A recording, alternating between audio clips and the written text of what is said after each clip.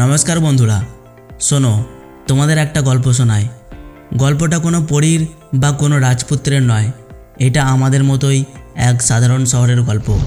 একটা ছোট্ট শহর যেখানে ভোরবেলা রেলগাড়ির বাঁশি শুনে ঘুম ভাঙে, দুপুরে বাজারের গলিতে চিৎকার শোনা যায়, আর সন্ধ্যার পর চায়ের দোকানে গল্প আড্ডায় জমে ওঠে ভিড়। সেই শহরেই থাকতো অরিন্দম। চেহারায় সরল, কিন্তু চোখে এমন এক দৃঢ়তা যেটা দেখে মনে হতো এই ছেলেটা কিছু একটা করে দেখাবেই। তার বাবা স্টেশন রোডের কোণে একটা ছোট্ট সাইকেলের দোকান চালাতেন। দোকানের শাটার উঠলেই বোঝা যেত পুরনো চাকা, টিউব আর লোহার গন্ধে ভরা এক জগৎ। সংসার চলতো কোনো রকমে, কিন্তু অরিন্দমের ভিতরে ছিল বিশাল এক স্বপ্ন।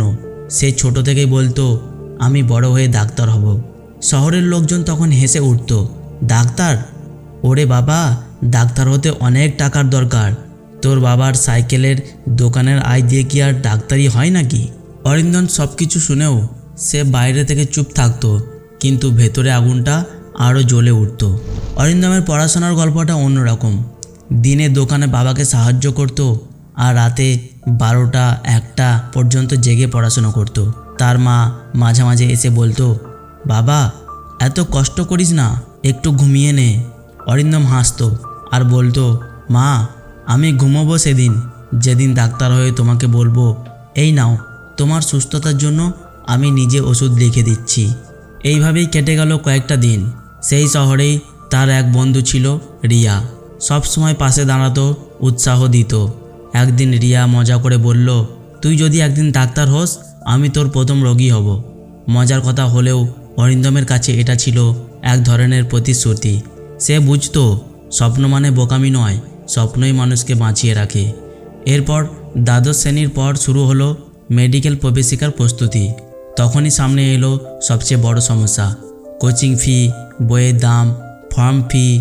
অরিন্দম হাল ছাড়ল না। সন্ধ্যার পর দোকানের এক কোণে ছোট্ট টেবিল পেতে প্রাইভেট পড়ানো শুরু করলো। শহরের ছোট ছোট ছেলে মেয়েদের গণিত, ইংরেজি শিখিয়ে সামান্য টাকা জমাতো। তবুও টাকার অভাব কাটছিল না। একদিন সে বাবাকে বলতে শুনলো, হয়তো ছেলেটার স্বপ্ন পূরণ হবে না, দোকানটাই একদিন সামলাতে হবে। অরিন্দম কিছু বলেনি, শুধু নিজের ডায়েরির পাতায় লিখে রেখেছিল, আমি হাল ছাড়ব না, আমি একজন ডাক্তার হব।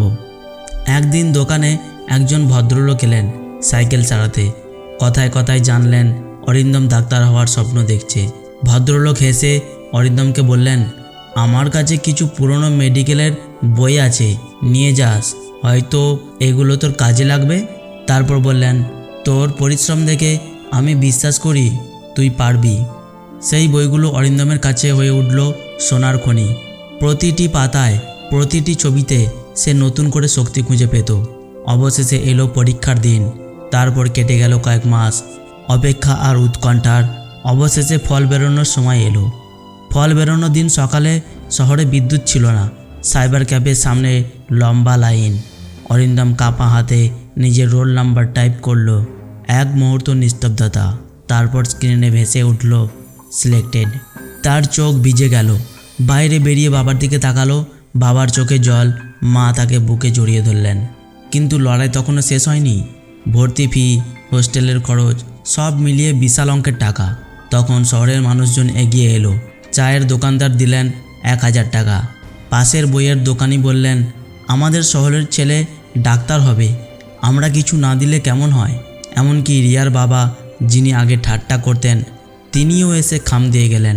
অরিন্দম বুঝল তার স্বপ্ন আর শুধু তার একার নয়, পুরো শহরের স্বপ্নে পরিণত হয়েছে। এরপর প্রায় 5.5 বছর কেটে গেল।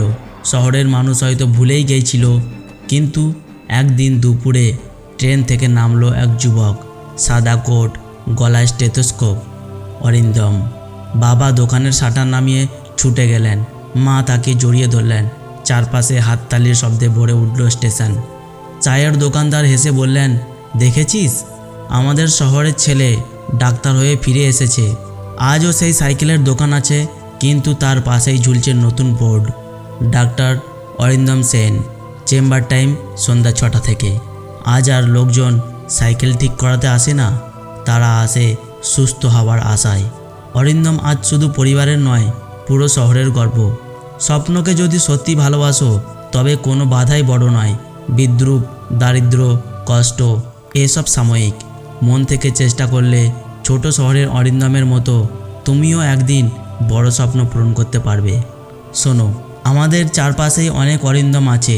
কারো নাম অন্য কিছু, কারোর স্বপ্ন আলাদা, কিন্তু তাদের ভেতরেও সেই জেদ লুকিয়ে আছে যা মানুষকে অসম্ভবকে সম্ভব করতে শেখায়।